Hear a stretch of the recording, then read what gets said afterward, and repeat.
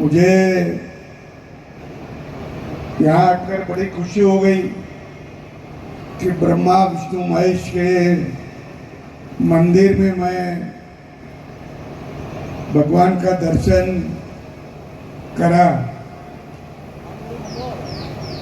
अब आप बोल रहे थे कि दो ही मंदिर है सारे हिंदुस्तान में और वो भी राजस्थान में है।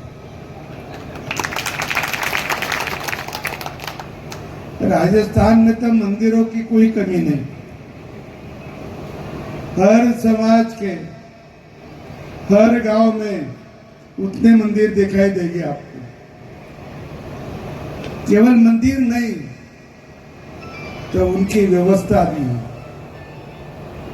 उनकी पूजा भी है, वहां की स्वच्छता भी है।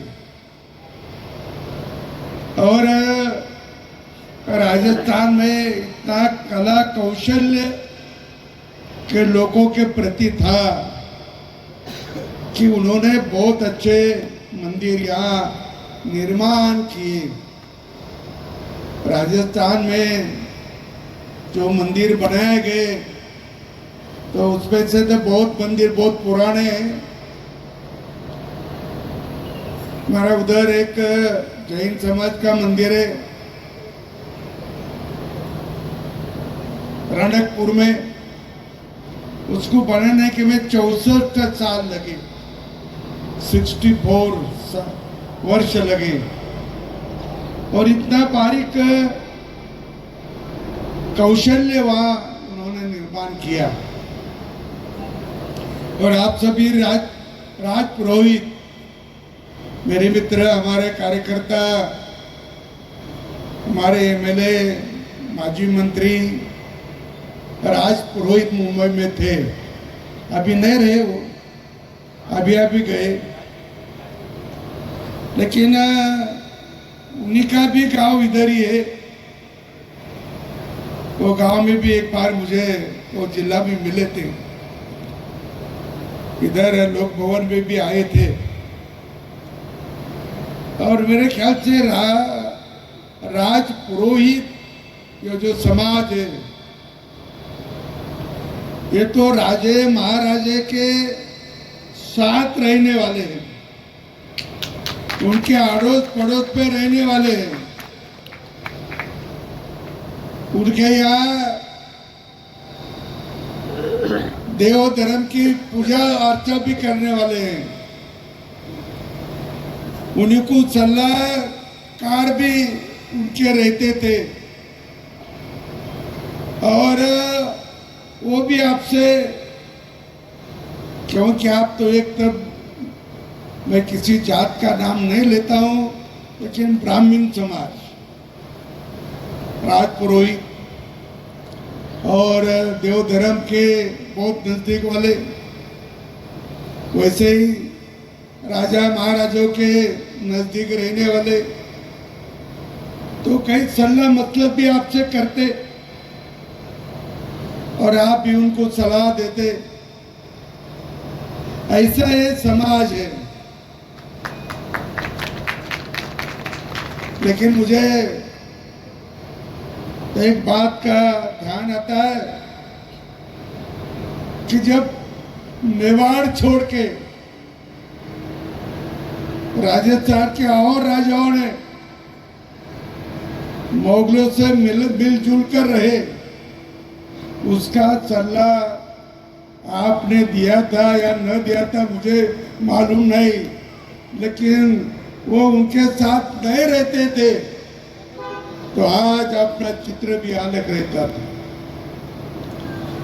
लेकिन मेवाड़ छोड़ के सभी राजे महाराजे उधर गए। कल ही कैलेंडर के से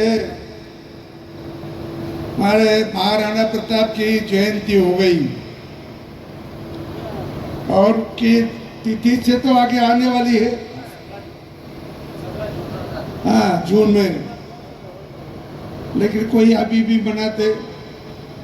सभी पुराने जो लोग थे उनकी तारीख ऐसी रहती थी। हमारे शिवाजी महाराज की भी 2 बार उनका जन्मदिन साजरा करते थे साल में, तो अभी एक बार करने लगे। तो ऐसे वहाँ के राणा प्रताप, उन्होंने यहाँ के सभी हिंदुओं को बचाने के लिए बहुत कोशिश की। वो जब आए आक्रमणकारी, तब तक उन्होंने उनसे ऐसा मुकाबला किया। पहला मुकाबला किया बप्पा रावल ने, जो ईरान से आए थे, यहाँ काय को आए थे, केवल लूटमार के लिए नहीं। उन्होंने तय किया था कि भारत में बहुत लोगों की समृद्धि है, उनके पास पैसा भी है, सोना भी है और नैतिकता भी है, ईमानदारी भी है। और ये क्यों है ईमानदारी उनकी? तो उनका देव धर्म पे भरोसा है, उनकी भारत की संस्कृति है, और वो संस्कृति के कारण, वो देव धर्म की पूजा अर्चा के कारण आध्यात्म की ओर भी उनका लगन है, आध्यात्म का भी उनके यहाँ चलता। तो इसीलिए वो नैतिक वाले हैं, तो उनको बिगाड़ना है, उनका धर्म परिवर्तन करना है, इसीलिए वो आए थे, इसीलिए वो आए थे। और लेकिन 1000 साल तक कोशिश करने के बाद नुकसान तो बहुत हुआ, नुकसान बहुत हुआ। अभी जो यहाँ दिखते वो परधर्मी, वो पहले अपने थे, वो कहीं डर लगा के, कहीं लालू चरस लेके, कोई तलवारी के जोर से, ऐसे वो धर्म परिवर्तन हो। यहाँ तो जब वो तक आते नहीं थे यहाँ कोई, वहाँ अकेला अपना ही सनातन धर्म था, बाकी कोई नहीं। तो अपना ये संस्कृति बिगाड़ने के लिए और अपना धर्म नष्ट करने के लिए उन्होंने देवालय भी गिराए, मूर्तियां भी फोड़ी। क्यों? तुम्हारा विश्वास कम होना, तुम्हारा विश्वास कम होना। लेकिन उन्हें को अपने लोगों ने वैसा ही भगा दिया, लेकिन अपनी संस्कृति डूबी नहीं। और इसीलिए भारतीय संस्कृति ये बहुत सालों से, हजारों सालों से चलती आ रही है। हमें तो प्रभु रामचंद्र का भी कितने हजारों साल हो गए मालूम नहीं, श्री कृष्ण को भी हजारों साल हो गए मालूम नहीं, लेकिन उन्हीं का नाम आज भी है।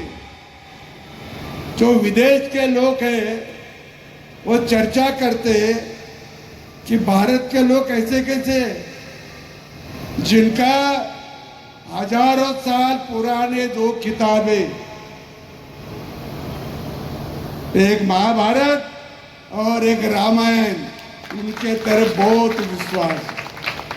अभी तक ऐसा दिन नहीं जाएगा उनका कि कहीं न कहीं रामायण चालू नहीं, कहीं न कहीं कृष्ण की भक्ति चालू नहीं।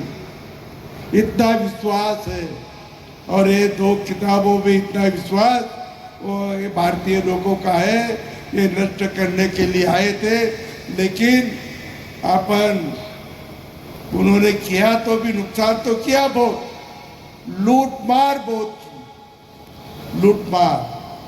हमारे यहाँ पूर्वज कहते थे और इंग्लैंड के भी लोग कहते थे, जिन्होंने